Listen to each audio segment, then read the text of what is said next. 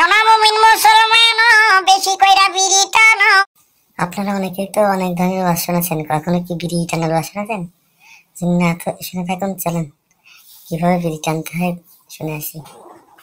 সোনা মুমিন মুসলমান বেশি কইরা বিড়ি টানো, যত খুশি তত টানো, সমস্যা হবে না।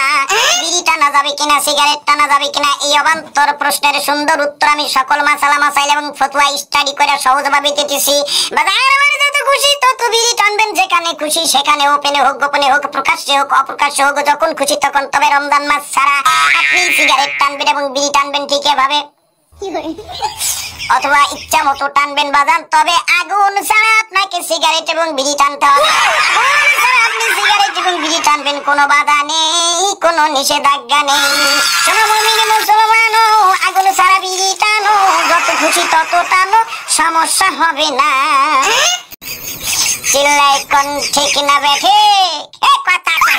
ভিডিও ভালো লাগলে চ্যানেলটা সাবস্ক্রাইব করতে ভুলবেন না।